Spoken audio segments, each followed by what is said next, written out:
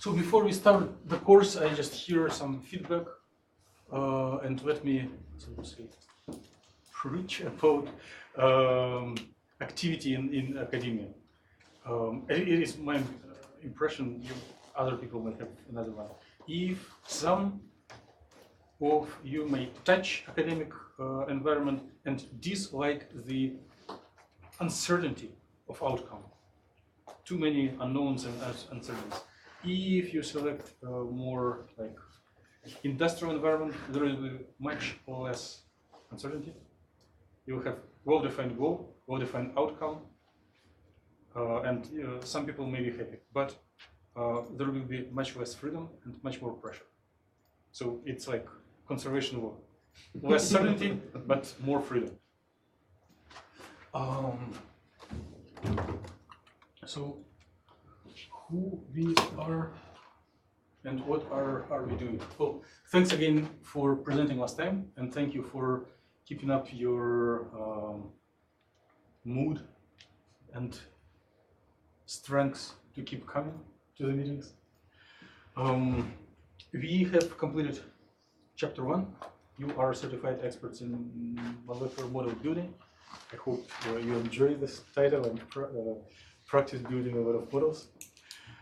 We will need your skills further in the course for building models that we will characterize electronically. But now for about 2 months, we will focus more on the electronic properties.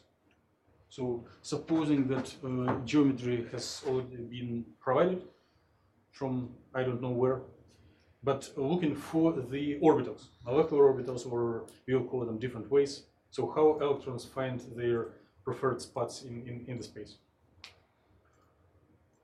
If you are well familiar and comfortable with the concept of Slater determinant, you may lift up and wait. Or you may stay if you are well aware, but you would enjoy hearing about it more, or come to the board and help me. So, what are we going to get at the end of the meeting?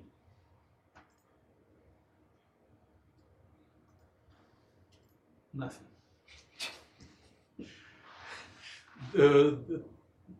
It is too early to get any practical benefits. We may get just general directions, just formulate problems that we are going to solve for a month, and sketch the way to approach them. So our general goal somewhere here is to get right theories that are implemented in the right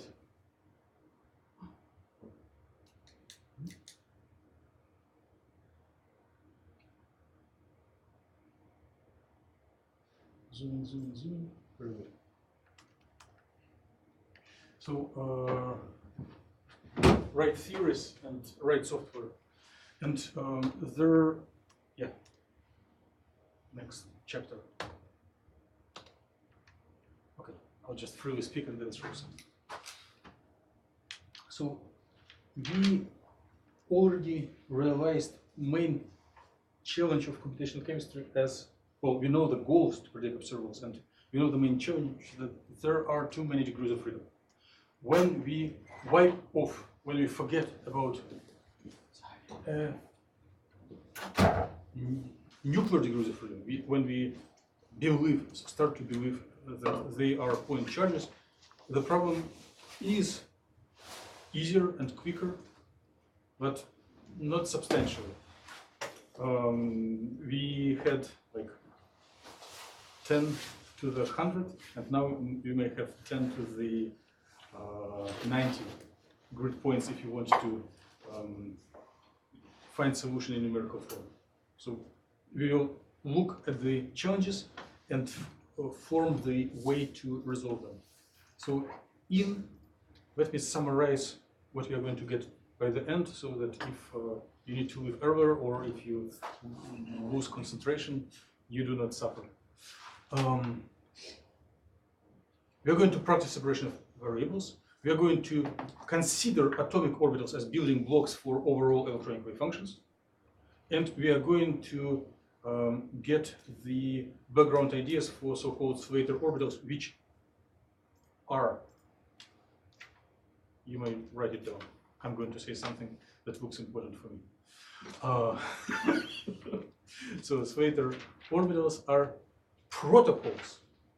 It's a protocol how to construct overall wave function out of building blocks, out of atomic orbitals.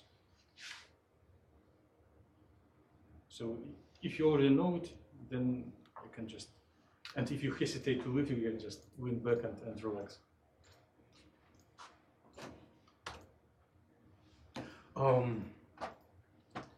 So it's not a mythological character. He is a real person who was living not so long ago, and some of you are going to visit Sunnable conference organized by University of Florida. When I was as a postdoc at the University of Florida, across my office there was a wall with some aquarels. They were on plaques. And so when John Slater was working at this institute, at free time he was making these aquarels. So it's my best connection to John Slater.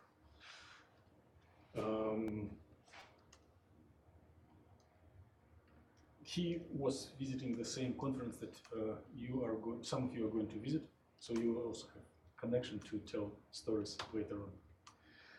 So we agreed that there are electronic and nuclear coordinates. There is a molecular Hamiltonian. We split degrees of freedom and equations, overall molecular Schrödinger equation, onto electronic and nuclear part. And then for electronic part, we stopped at this equation, where we have both interaction between electrons and interaction between electrons and nuclei, with understanding that things do depend on positions of ions. And when we were, this is part that we have already completed, when we are going towards nuclear degrees of freedom, we accept point charge approximation. We have this Newtonian equations of motion for this concept of potential energy surface. And you all can make this flow chart for the algorithm of optimization if someone decides to make like a quiz, right? This will not be a surprise for you to fill these boxes. Good. I don't want to waste my and your time, but I just want to read in your eyes that you are ready and you know this. Good. And in the homework that I'm going to collect, you will show how you did practice finding minimum of parabola, not by your strong human intelligence, but by following silly algorithm, right? And you may have found that minimum of y equals x squared parabola is 0.5 or minus 0.3, something like this, based on the algorithm tolerance, right? Well, I'll check your homework. I probably need them to collect earlier before we all get too excited about the class material. So,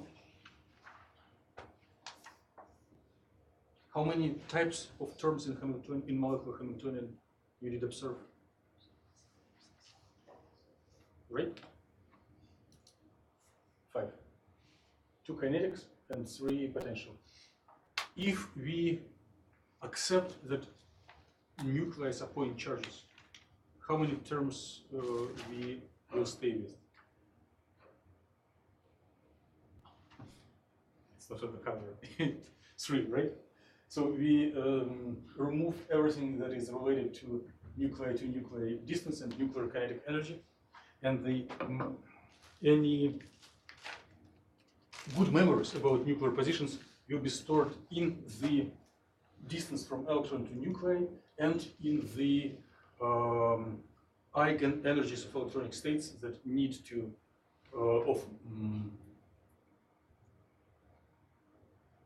nuclear. Oh, we have little memory about nuclear positions. Good. Yeah, eigenenergies will depend on positions of nuclei. So from now on, you are allowed to forget everything we covered before now for 2 months. Then you will need to quickly recall it back. So we will be looking only on this equation for 2 months, and which in narrow sense is the task of computational chemistry. And we will look for several theories, when one is talking about computational chemistry theory or computational chemistry method, it means set of approximations and algorithms that allows to find this phi sub A and E sub A in one or another way. Since we know that everything is approximate, neither one of these theories and methods is exact. Everything has error. The question is how big the error and how much we pay for it. So if error is less, we need to compute for whatever system administrator allows, like long queue, 1 week, or maybe 1 hour on 10,000 processors, if the cluster has it. So there is a balance between precision and resources.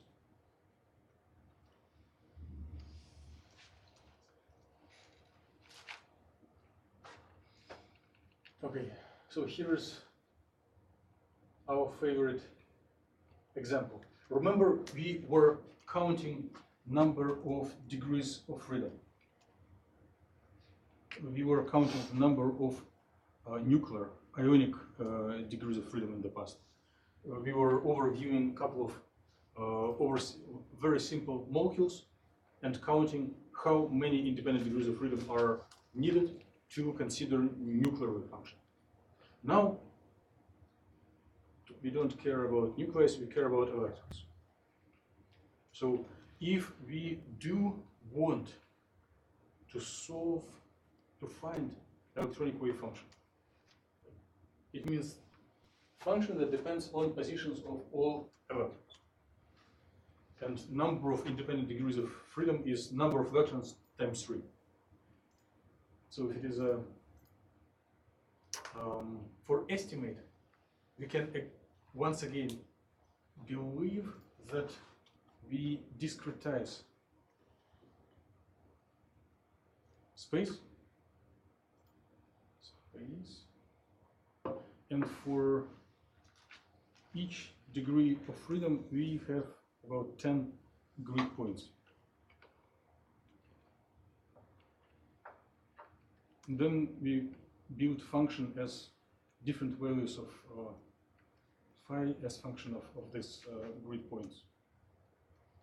First, second, third, right? So for 1 degree of freedom in our experiment for thought, then we never go to do it in practice, but we can assume that 10 grid points is sufficient, right? Then if you have 2 degrees of freedom, it will be 10 by 10, 100 grid points, 2-dimensional function. If it will be 3 degrees of freedom, it will be 10 by 10 by 10, 1,000 grid points. So basically, if we assume this approximation and limitation, and we want to solve Schrödinger equation for hydrogen atom, we will need 1,000 points. It will be very rough and very ugly if one tries to do it. One needs much more grid points, but just as a general assumption, and number 10 is much easier for me to process in next example. So if we have molecular hydrogen molecule, we have twice as much electrons. Each of electrons 10 grid points. It is very, very rough. In practice, one needs more. So it will be 1 million grid points. So we go from 1 atom to 2 atoms, and it's all jumping from 1,000 grid points to 1,000,000 grid points. So we can do it, but it is less comfortable. And then we go to a single carbon atom. No one needs it. In our real world, in chemistry, atomic carbon is too active. It will immediately find a spot to stick to. It's maybe only at during nuclear explosion or something like this, exotic conditions. But it has 1s2, 2s2, 2p, total 6 electrons, right? No one objects. So everyone took some chemistry. You guys are ahead of me. I didn't do chemistry, except high school. So 6 electrons. Then how many grid points we need?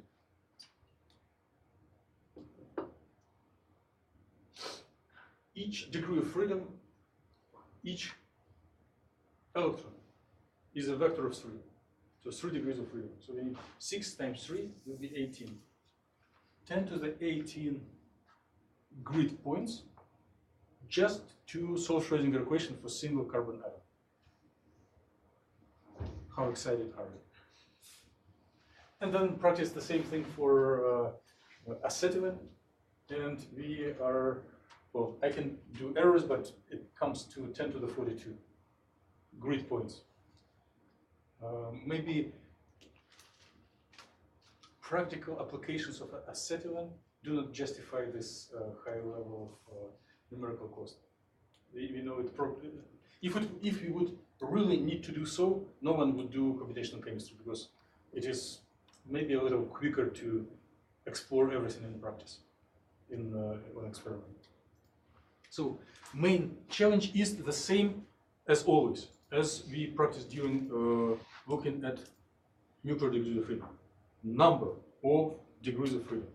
So for today's computational power, it is not practical to solve for such multidimensional functions. Although you are intelligent and educated enough to formulate such problem. If there would be enough computational power, you would be able to solve it.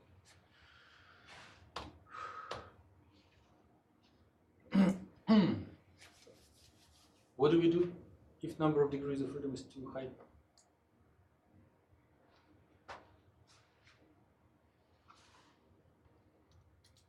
Right?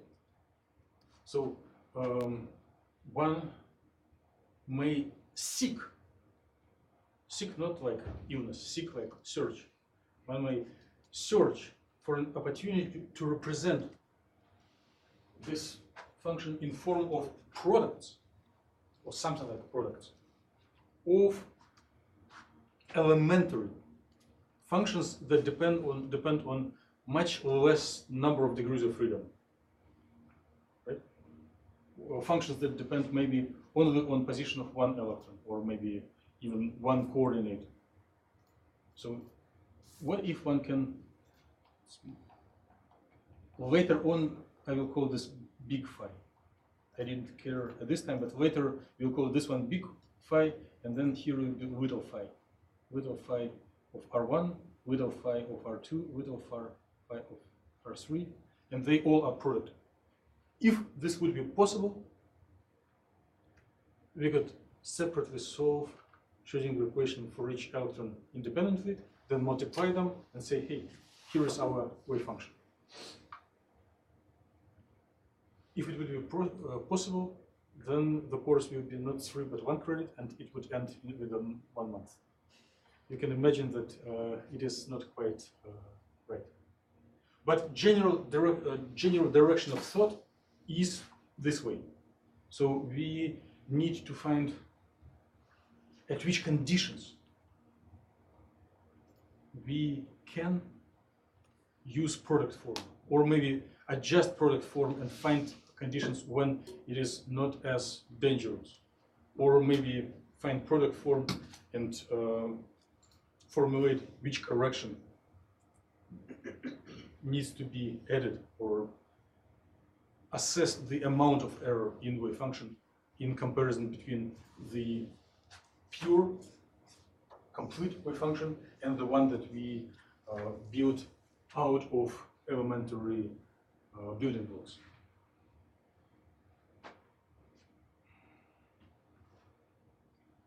What did we do? We didn't derive any equation, therefore we did philosophy.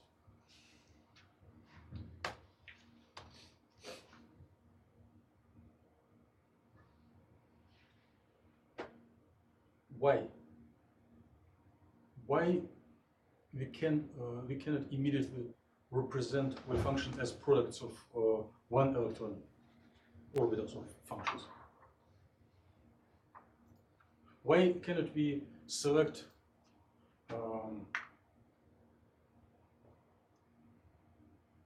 first electron system, second electron, fourth, whatever, and then assume that the electron number n has orbitals that do not depend on where other electrons are? Can we assume that if we ionize molecule and then put the electron back, the electron will not depend on what other electrons are doing? No. They repel each other, right? So electrons do interact. Therefore, they are not independent, and separation of variables in the form of product is available only if the variables are independent. If the terms in the operator, well, here we are not mathematicians, we are not in the differential equations, we are very narrow thinking quantum theorists or whatever, computational chemists. So not general operator, but Hamiltonian. If the Hamiltonian operator would have terms that would consider terms, term 1 plus term 2 plus 3, that each term depends only on one independent variable. So if there is a sum of terms, each of which depend on one independent variable, then mathematically one can represent answer in form of a product of functions of independent variables. In physical chemistry, you did it for three-dimensional box, where wave function in each dimension doesn't depend on what is going on in other dimensions. So there is interaction, therefore the blind application of separation of variables is not allowed. Well, it's a free country, you are allowed to do anything you like, but it would not lead you to correct answer.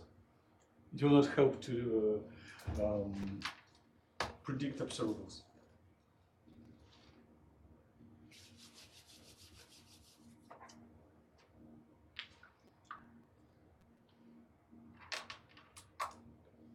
Well, the goal is to attempt to represent overall wave function that we need to find, and later on we also need to find eigenenergy, but there is no reason to speak about energy before we have a clue about wave function. So we need, it is not our free will, it is we are mandated by the nature of our computers, who are so weak and cannot take wave function of 10 to 42 elements. So we have to represent wave function in something like product of some elementary orbitals. We need to do it. But we need a smart way to practice this product form, and concept of slated determinant will answer how to do it, how to construct the product-like form that will lead to minimal amount of errors. And we need to find a way to address influence of electrons to each other. If I invite you to look forward by like 2 weeks or whatever, the idea is that, very simple, when we remove electron and put it back, at the instant when we put last electron to the system, it experiences repulsive forces from all other electrons that have been deposited, right? But we can remove not this specific electron, but another one. Remove and put back. And the idea is that one can formulate an average repulsive forces from all electrons inside. And then the orbitals for all electrons will have similarities. So one can split through this concept of averaging, one can formulate individual Schrödinger-like equations for building blocks for individual electron orbitals. This is not absolutely correct, and this is not the final answer. It is only the direction. So do not try to think critically and criticize. It's just direction of thinking. We'll go through details carefully and subsequently.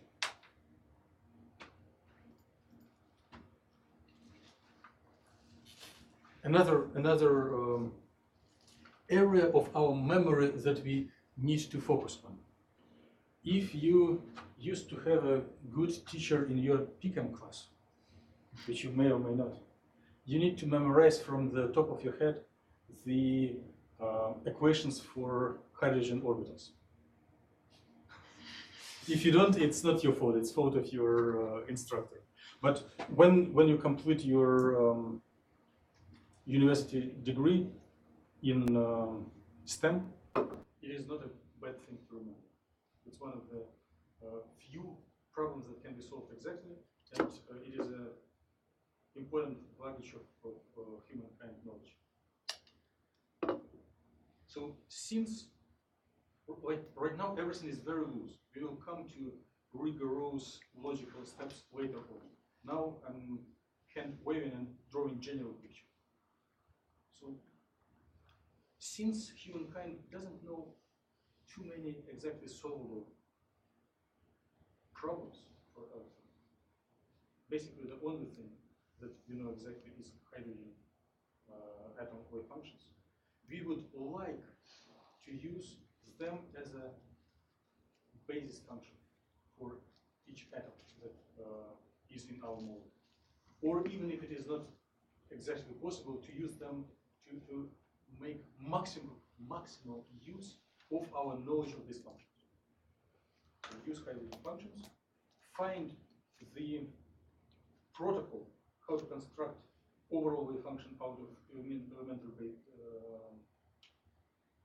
building blocks, and take into account electronic interactions. So those are three aspects that narrow-minded quantum chemist needs to solve.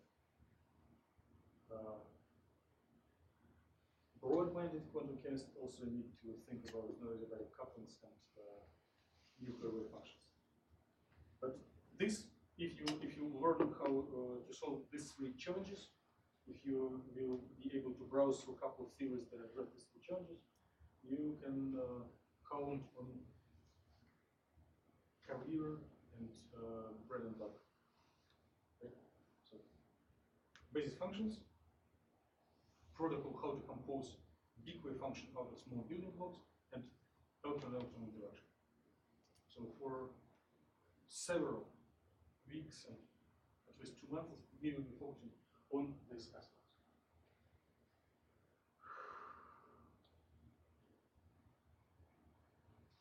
When I was presenting this course for the first time, I was trying to avoid classroom teaching and go to conferences as often as possible, and I was leaving my first postdoc to present instead of me, and now I wanted to give him credit. So Dr. Mikhailov was giving this lecture first time instead of me 7 years ago, and later on you will see a couple of nice images. So what if we will look on a single atom? Basically, in these three aspects that we need to cover, basis functions, hydrogen bomb. Way to compose overall function as elementary outer elementary building blocks and outer interaction. Now we are going to quickly look onto the basic functions.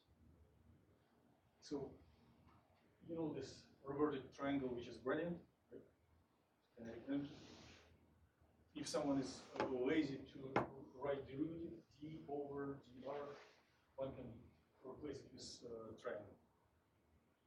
And there are even laziest people who replace reverted triangle with 2 by triangle L. Physics people know that. Actually, I saw that in a math course. Okay, so everyone practices. And then there are 2, so this is kinetic for electrons and this is potential. The electron-electron interaction and repulsion between electron and nuclei. And here the church. So if we assume a crazy world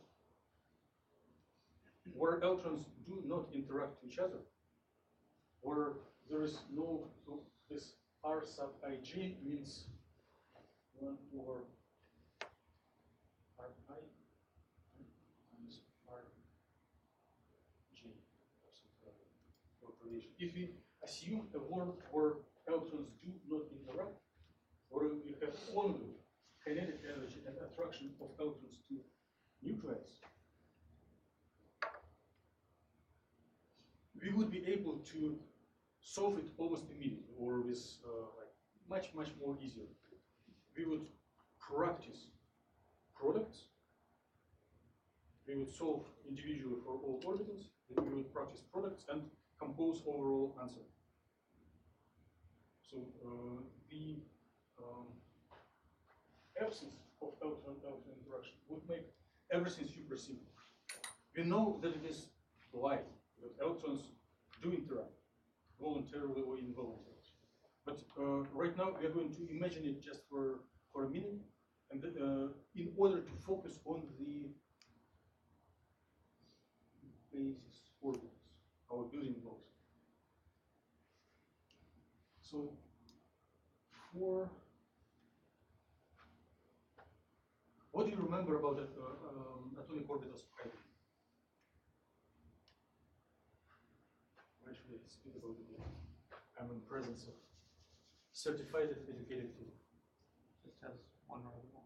Huh? Just has one orbital. Well, it is in ground state, right? But we know that if you excite hydrogen, there are several other eigenstates. If you do spectroscopy, if you like do UV excitation and then allow it to emit, there are like series, Lyman, Paschen, I don't know how to pronounce. And this 1 over n square minus 1 over n square and some Rydberg constants in front for any spectroscopic transition. So there are a set of orbitals for hydrogen atom. Their energies are formulated with some factor times 1 over n squared, where n is principal quantum number. And for each principal quantum number, there are some other quantum numbers that give us the spatial distribution along the angle. Right? As far as I know, this year in physical chemistry, there was no touch on the principal quantum number and dependence on distance from center of atom, but there was some discussion on the angular dependence. How 2 and 3-dimensional wave functions depend on angle. So all these things are combined together in the atomic orbitals of hydrogen atom.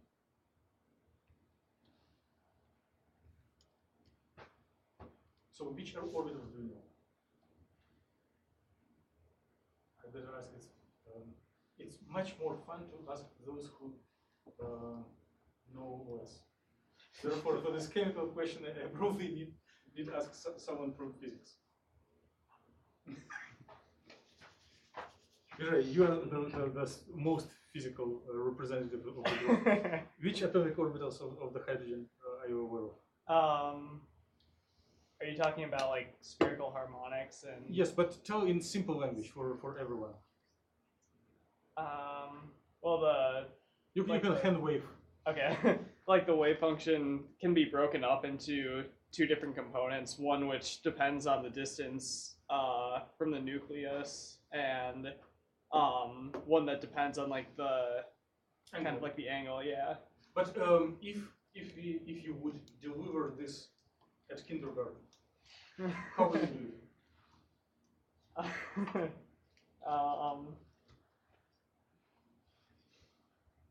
Okay, that's a good question.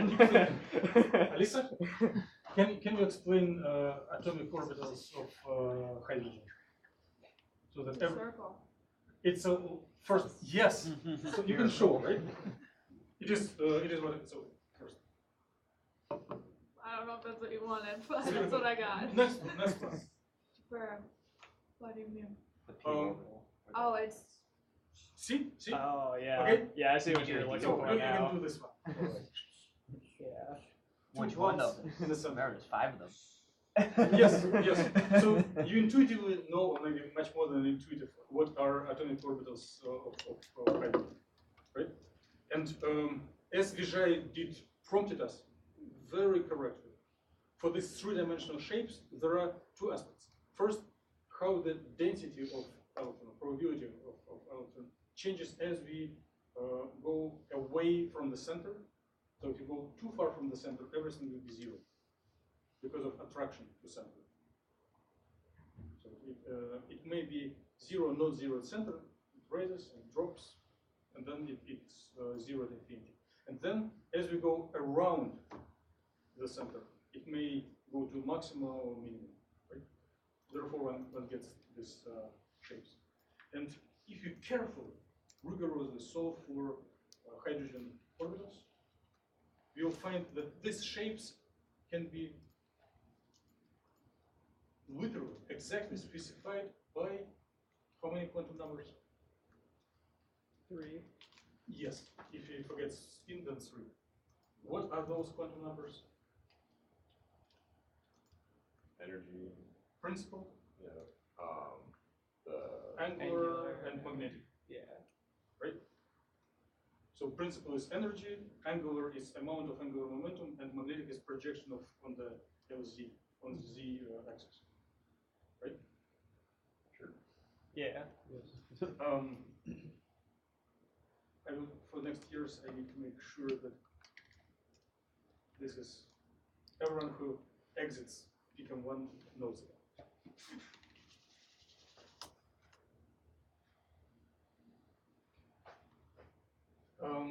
We were discussing what is written here. N for principal, L for orbital, M for magnetic. Right? And here is the dependence on position, which depends on principal and orbital. And here the spherical that depends on angular and magnetic. Right? So you shouldn't be surprised when you see it again. And you shouldn't be surprised when you see these images. So it is what Alice was showing. What is green and what is red? And I know that one of you is doing serious investigation of this question. So it's not as simple as we can look at the first glance. Well, if we look not on the density of orbital wave function, but on the wave function itself, and by some reason we forget about complex part, then it can be either positive or negative. Because after taking square, all negative will become positive.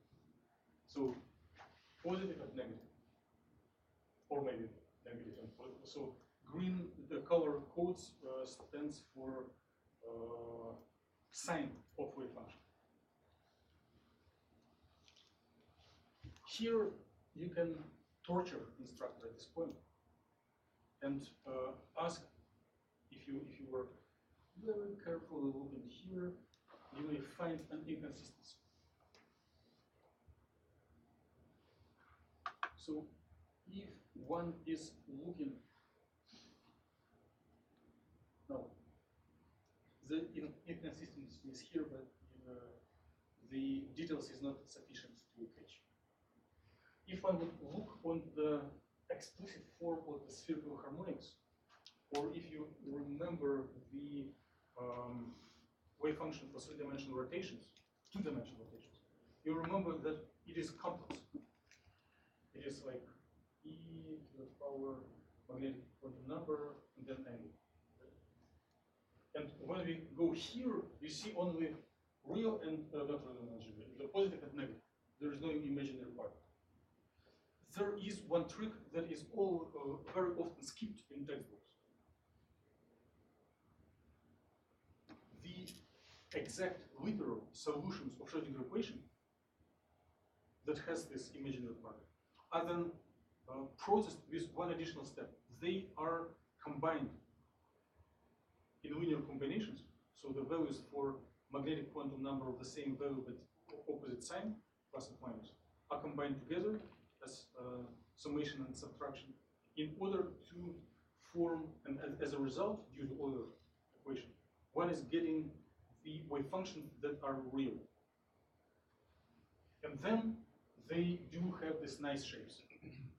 If you would plot, it's not possible to plot wave functions that come literally from solution of Schrödinger equation. They are imaginary and you cannot plot them, they would not look nice. But after this additional protocol of adding or subtracting orbitals with same value but opposite sign of magnetic quantum number, one is getting these shapes. And true chemists also have a nomenclature for each of these orbitals, like px, py, pz, right? Mm-hmm. And do you know nomenclature for d orbitals? It gets funky. I will not catch you, just give general. X, Y, Y, Z. Yeah. So it deals which plane it is at or which plane it intersects. What is the abbreviation for this one as a donut? Z squared. Yes. And most people hope that for the rest of their life they will never see at orbitals. Okay. So why do we need them? We hope, and we do not have much freedom, that we can assume that at each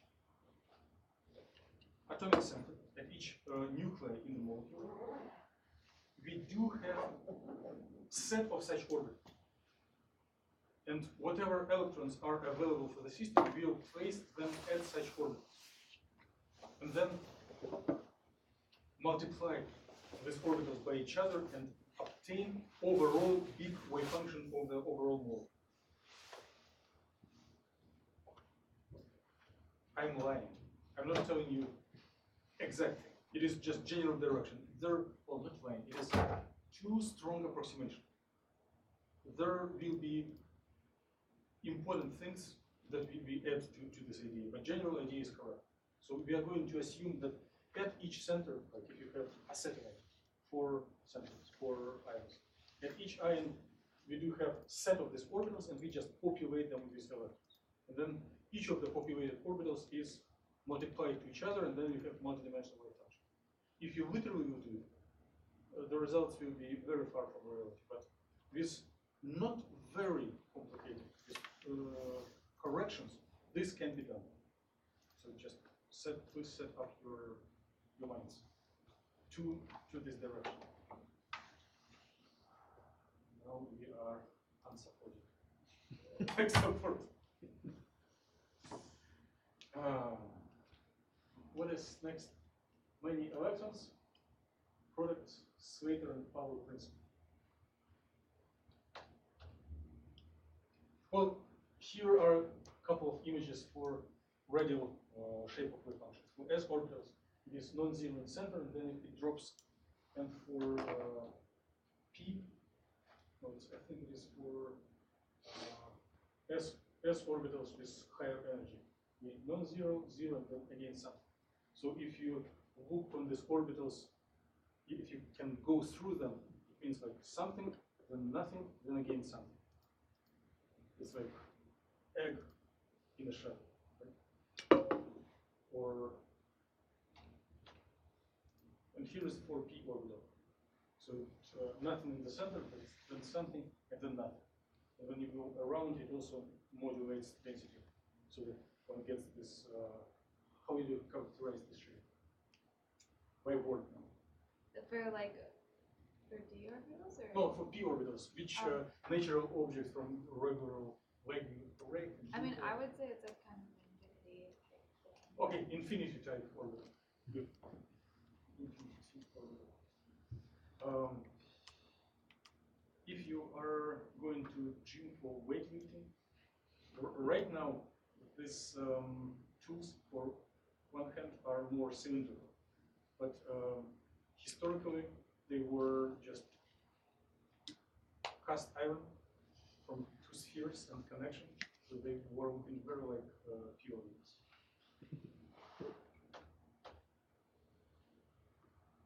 Okay, atomic orbitals are centered around each other.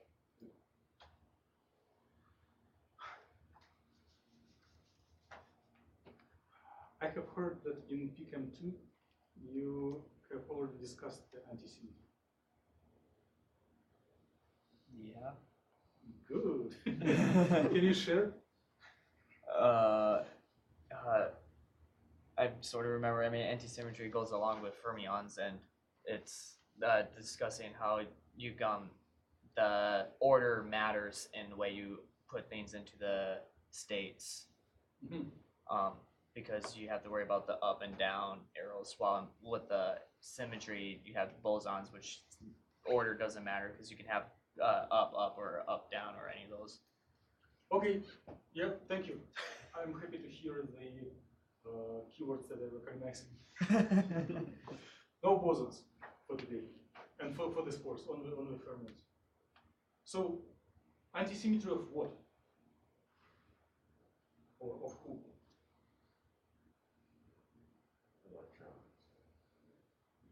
Yes, antisymmetry of electronic wave function, of multi-electron wave function. So, can we establish a shop of electrons and sell red electrons 5 cents per piece and blue electrons 10 cents per piece? Can you distinguish between electrons?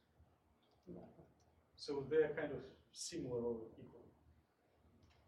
Are we allowed, if you have a H2 molecule and you have green electron on the right and blue electron on the left, can we swap them? Huh? Well, you can imagine that we are swapping them.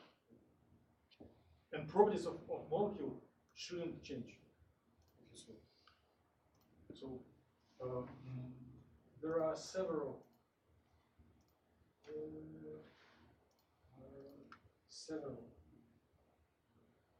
electrons in molecule. What changes if we swap two of them? For example, let's think that we have a wave function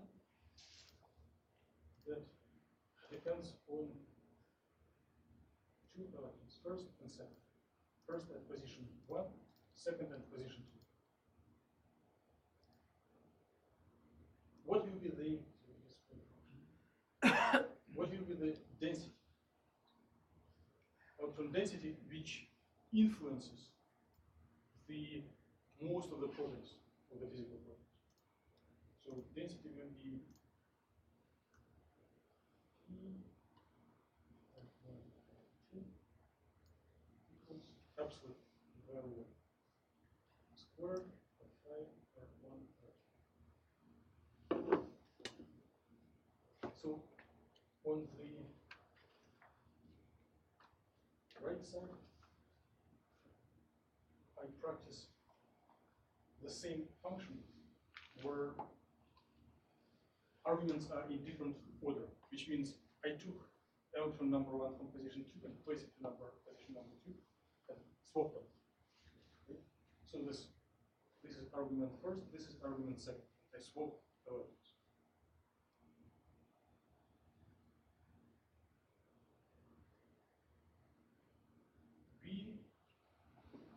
Will there be any change in the density?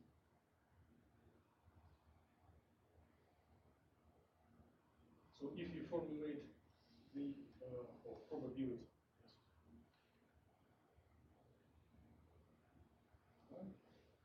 absolute value square.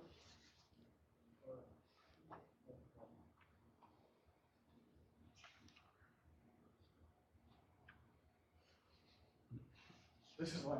This is straight line. Just in case.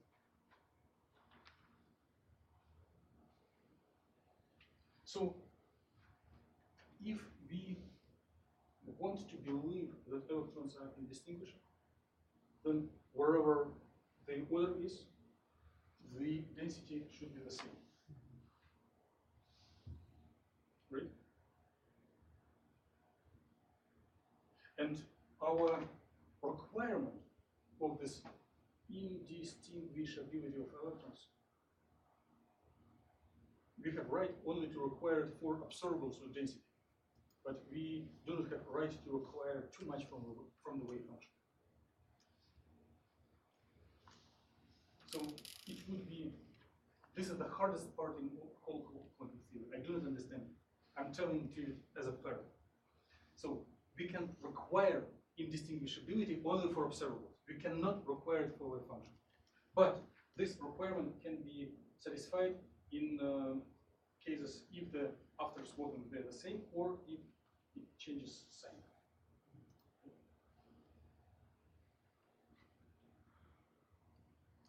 What else?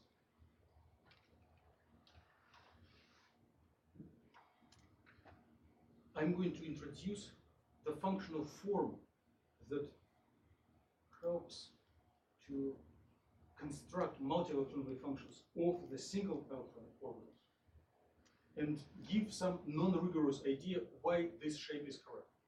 This is a big finding. There were a lot of efforts to find this shape, and if we just check that this shape is not violating any of our beliefs, we can use it further. But don't request literal proof. So this shape that you will see soon, just keeping it clear, this shape should satisfy these ideas of undistinguishability of electrons, and it should satisfy principle of whom? Yes, Paul principle.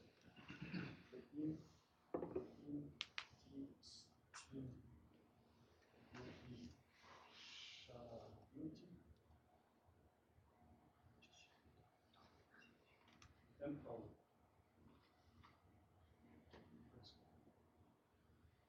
Which tell us what? Can't have two electrons sitting in the exact same state. Yes, everyone agrees. This one, at least on this subject. Okay, no electrons in the same state. No electrons with the same set of quantum numbers. Good.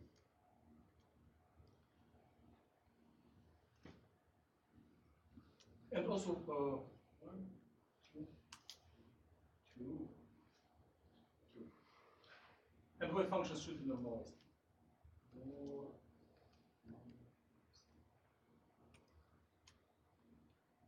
So if we have wave function with index 1 for electron number 1, and we have wave function 2 for electron number 2. But if we swap their order, the sign should be minus. Wave function 2 for electron number 1, and wave function for the 1 for electron number 2. This is worth of writing down if you see it for the first time. If you see it for the second time, I don't know what we are doing here. I offered you to do. So write it down. will try to minimize any homeworks, exams, and quizzes, but you may face necessity to practice this equation in other courses or somewhere else in your life. And since if there are only 2 electrons, there should be a normalization factor.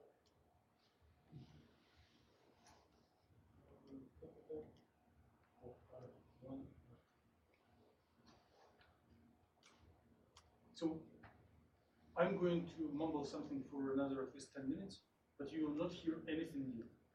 We will just discuss this shape and look on its property and whether it satisfies this undistinguishability, power principle, and normalization. Well, this is from normalization, so it's fine.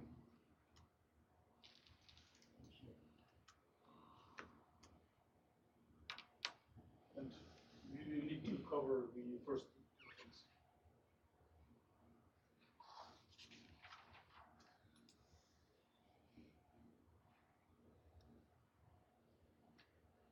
I probably can do Pauli right now without even thinking of it.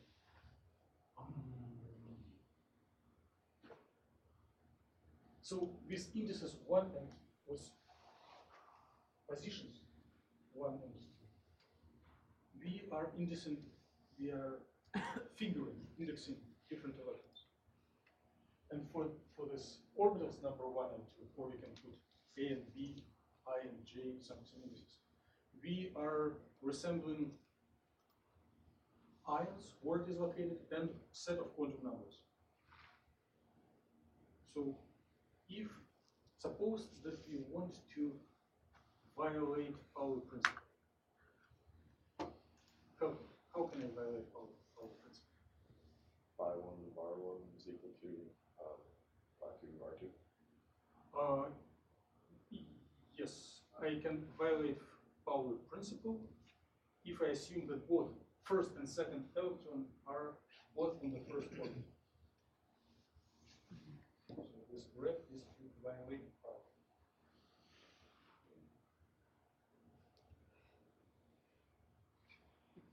Principle.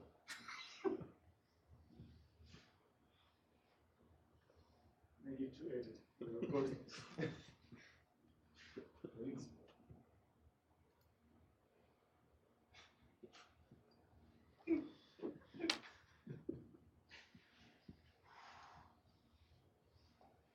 So you have same function, 1 and 1, and you have function established at different positions, but phi 1 r1, phi 1 r2 product, and you can swap the order of functions. Phi 1 r1, phi 1 r2. These two are equal, so when you subtract, it will be 0, right? So wave function equals 0. No, it's annihilation. It's like vacuum. It means no wave function. So there is some nonsense. Wave function, when it is defined, it should be something non-zero that we can integrate and get 1 even noise. So if you try to go against Pauli principle, we are getting mathematical nonsense. We are getting that wave function equals 0. 0 everywhere. So since we came to nonsense, it means that we did the wrong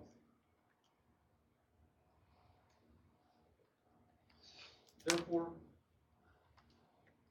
if we accept this functional form and we require that orbitals will be different, first and second, I and J, this functional form will, for multi-electron wave function will not violate, will follow, will obey Pauli principle.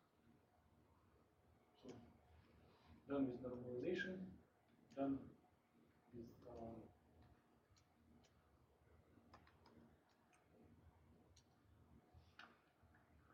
Pauli principle, and for undistinguishability, I think if you recall this one 2 and this one 1, this one 2 and this one 1, we still will have subtraction of two terms. Same function form. So it also follows indistinguishably. This was again not derivation. We just discussed functional form and did some philosophy that it doesn't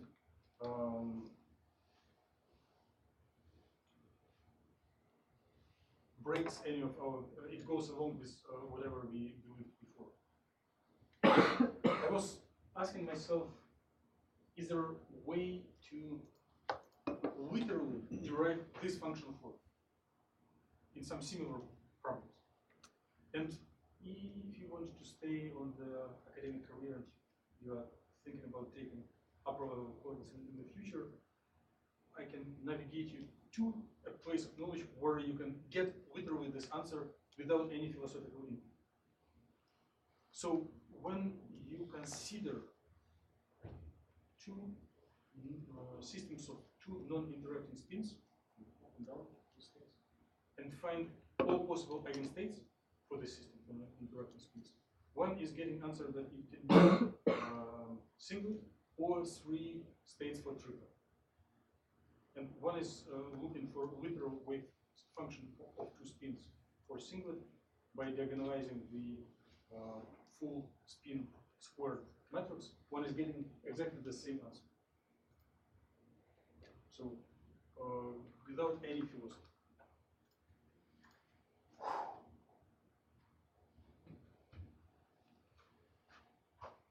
What's the connection between this functional form? I just replaced here phi 1 and phi 2 into G and F. But what is the connection to the word determinant? You can construct a 2x2 matrix with f of R1 as the top left element, G of R2 as the bottom right element, and then I think it was f of R2 in the top right and G of R1 in the bottom left. And then if you take the determinant of that, you get the entire, you get the difference inside the curly braces. And then if you put a 1 over square root of 2 factorial outside the determinant, you get the 1 over the square root of 2. Mm-hmm. Did you get it? More or less? So this magic functional form, or this nice, helpful functional form, in this class, we didn't touch where it comes from literally. We just provided philosophical background. In some upper level courses, it can be derived by addition of spin angular momentum for two spins like half. And again, just from memorization or for quicker construction of this functional form, one can observe that it is identical to the definition of determinant for 2x2 matrix. Okay?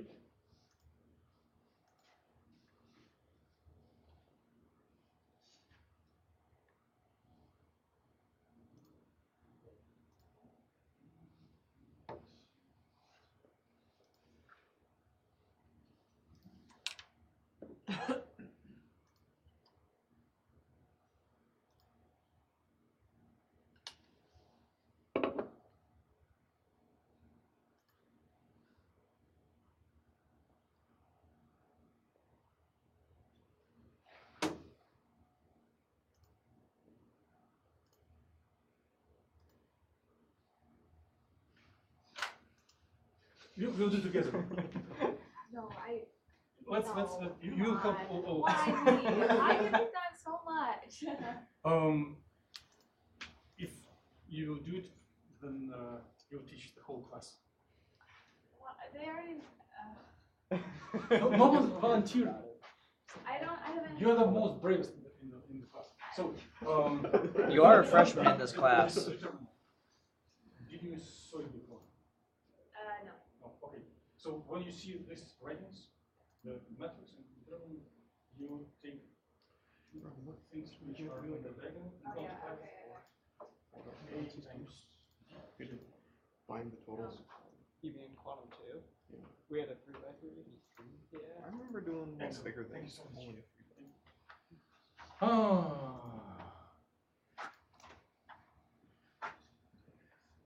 If you are sitting not in the middle of the row but on the edge, you are in the risk group.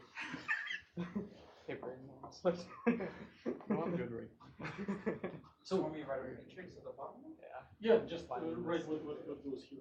So if it is a determinant of 2 by 2 matrix, Alyssa taught us that you take elements that are on diagonal product minus elements that are off diagonal product. Those are B's, right? Yes. Okay. I don't know.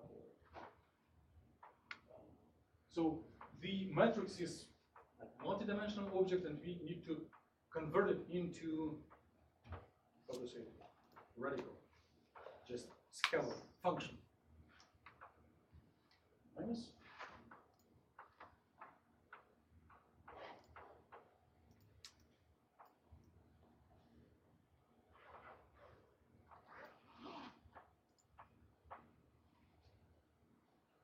Okay, that's it. Yeah, thank you, Danny. And I'm allowed to just free balls with that one of a square root. So, Oh. yes. I just have a quick question. I've been confused. Where are you getting like the 1 over square root 2? And I know it's like the normalization constant, Yes. but I don't understand why you have that value. Good idea for next homework. If you take this wave, so if you take this wave function R1, R2, absolute value square, dr1, dr2 to integrals, it is mandatory must be equal to 1 as each wave function. And if you practice and you know if that each of the individual atomic orbitals is normalized to 1, you may get this, you may satisfy this requirement only if you multiply the overall stuff by 1 over square root 2. So let's look back on what Alyssa and Daniel instructed us. So if we formulate a matrix of the orbital, first orbital and second orbital, evaluated at different positions for different elements. First element position 1, second element position 2. Just, it's abstract exercise. And just formally practice the definition of determinant. So this is 4 cells into this 2 by 2 matrix, and we practice definition of determinant. This 2 product minus this 2 product. Suddenly, oh, we already saw it in the previous slide. It is a Slater determinant, right?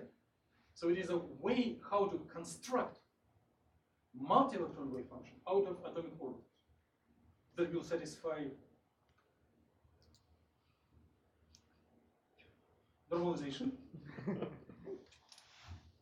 undistinguishability of electrons, and Pauli principle. Why? Why do we care about torturing young brains with this complicated form? Why did we suffer necessity to come to the blackboard and write? Why are we not satisfied with the writing on the previous slide? Why do we need determinant and matrices? It generalizes it to more than 2 particles. Yes. Are you agree with London? At least in this aspect?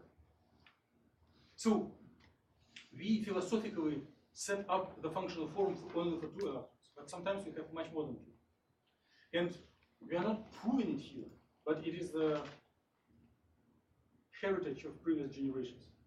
If you practice this rule for more than 2 orbitals and more than 2 electrons, the wave function constructed as a determinant will satisfy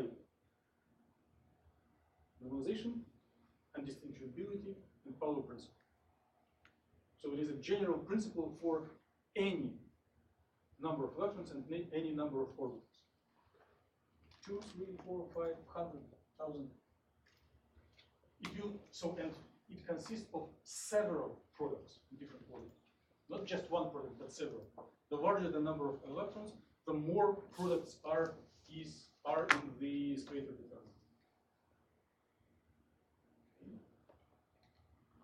Exchange of particle doesn't change result of measurements. Yes. We already checked. Yes. I think we can finish now. We all sides of a trench entirely. So many thanks for coming. I'm going to collect homeworks. It's so nice that I haven't forgotten to do. And I look forward to see all of you on the lab on Wednesday night. The first figuring out. You can email. Okay. Okay, meeting is done. I'll stay here to answer questions. We already grabbed. Yeah, because I just want to see, like, I don't want to do that, like. The meeting was done. We'll figure Oh. out. It's good.